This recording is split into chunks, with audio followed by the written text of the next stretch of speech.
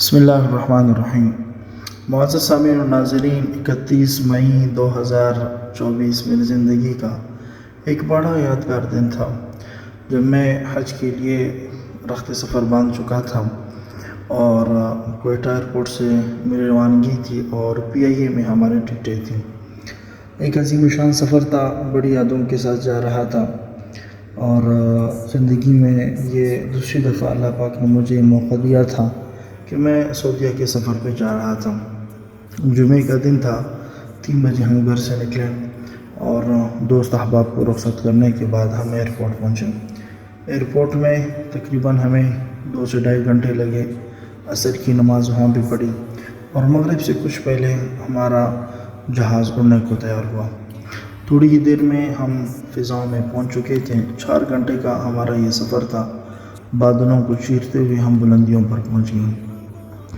جہاز اندر سے زیادہ اچھا تو خیر نہیں کہہ سکتے، اچھا تھا۔ سیٹیں اتنی زیادہ اچھی نہیں تھیں جو ہمارے کوئٹہ کراچی کے لائن میں جو سیٹیں لگی ہوتی ہیں بسوں میں، وہ بہت اچھی ہوتی ہیں۔ AC وغیرہ زبردست تھا۔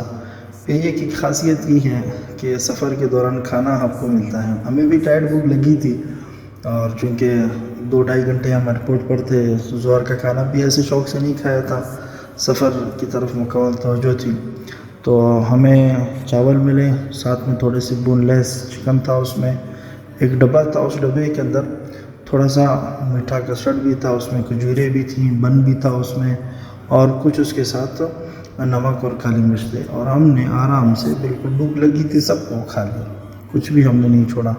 اور کئی ہزار فٹ بلندیوں پر PIA کی طرف سے ہمیں دعوت دی گئی تھی۔ باقی ایئر لائنز میں تقریباً یہ سہولت نہیں ہوتی ہیں، صرف PIA۔ اور ہماری ایک خاصیت یہ بھی تھی PIA کی کہ ہم یہاں سے ڈائریکٹ کوئٹہ سے ہم مدینہ بلکہ جدہ یہاں سے ہم جا رہے تھے، براہ راست ہماری فلائٹ تھی۔ کچھ ایسے حجاج تھے جن کی فلائٹیں کانٹیکٹ پر تھی، جس طرح کہ یہاں سے دبئی جا رہے تھے، لیکن ہم الحمدللہ بالکل ڈائریکٹ آپ یوں سمجھے کہ یہاں سے ہم جدہ کے لیے ہماری فلائٹ تھی۔ بہت ہی بہترین فلائٹ تھی اور چھوٹا سا جہاز تھا، بہت بڑا بھی نہیں تھا، اور آپ یوں سمجھے تقریباً 150 سے 200 بندے اس میں تھے۔ کھانا کھایا، کھانا کھانے کے بعد چائے، اور چائے چینی تو اسی ساشن میں انہوں نے ہمیں دی تھی، اور پاؤڈر کا دودھ تھا، کعوہ چائے ان کی طرف سے تھا، اس میں ہم نے دودھ ملایا، اور ایوری ڈے جو دودھ ہوتا ہے خشک دودھ وہ ہمیں دیا گیا۔ تھوڑی دیر بعد ہم جدہ پہنچ گئے۔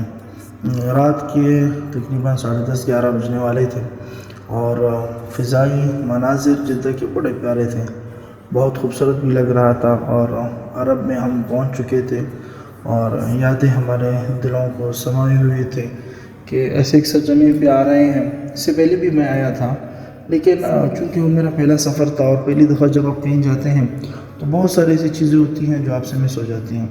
تو چونکہ یہ میرا دوسرا دفعہ تھا، پہلے 2017 میں میرا سفر ہوا تھا، اب ایک دفعہ پھر اللہ نے مجھے توفیق دی اور 2024 میں وہاں جا رہا تھا۔ تو جو مناظر میں نے دیکھے اور جو بہترین انداز میں جو میرے دل اور دماغ میں گھر کر رہے تھے، ایک ایک چیز کو بڑے پیارے انداز میں نے نوٹ کیا اور ان کو دیکھا، ان سے میں نے مزہ لیا، اور ایک ایک چیز کو میں اپنے دل میں خاموشی کے ساتھ محفوظ کرتا رہا۔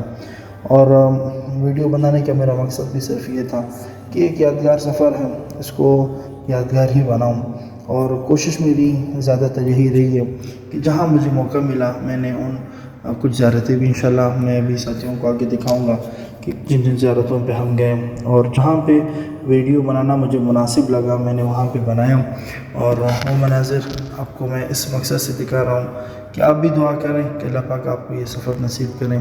بڑا پیارا سفر ہوتا ہے اور بڑا بہترین سفر ہوتا ہے۔ تھوڑی دیر بعد ہم جدہ ایئرپورٹ میں ہم نے لینڈ کیا اور بالکل کوئی رشکش نہیں تھا، کیونکہ رات کے 12 بجے اور 1 بجے کے قریب تھا، صرف ہم ہی تھے ایئرپورٹ کے اندر۔ جیسے ہی ہم نکلے تو ہمیں ایک لان میں جمع کیا گیا اور اس لان میں ہم نے عشاء کی نمازیں پڑھی۔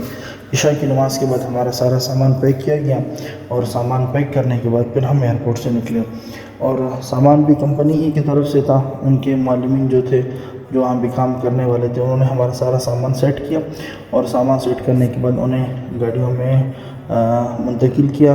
بہت بہترین کوچ تھے جہاں پہ ہمیں بٹھایا گیا، اور جدہ سے پھر ہم نے مکہ کا سفر کیا، اور تقریباً تہجد سے کچھ پہلے ہم مکہ مکرمہ پہنچے، اور فجر کی نماز جو ہے پھر ہم نے وہیں اپنے کمروں میں ہی پڑھی، کیونکہ سفر کی تھکاوٹ تھی، کمروں کی تقسیم وغیرہ کافی لوگ تھے ہمارے ساتھ، تو جب تک وہ کمروں کی تقسیم ہوئی اور دیگر معاملات ہوئے اس وقت تک جو ہے پھر ہم نے اپنے کمرے وغیرہ سیٹ کیے، اور پھر ہم نے فجر کی نمازیں بھی وہیں پہ پڑھی اور تھوڑا سا آرام بھی کیا، اور آرام کرنے کے بعد پھر ہم عمرے کے لیے نکل پڑے۔ باقی انشاءاللہ جو بھی ترتیبات ہیں وہ میں آپ کو ویڈیوز میں دکھاتا رہوں گا، اور انشاءاللہ آپ کو مختصر اپنے حج کی کارگزاری بھی سناتا رہوں گا۔ آ گیا بہت تھک گیا تھا میں دنیا سے مولا۔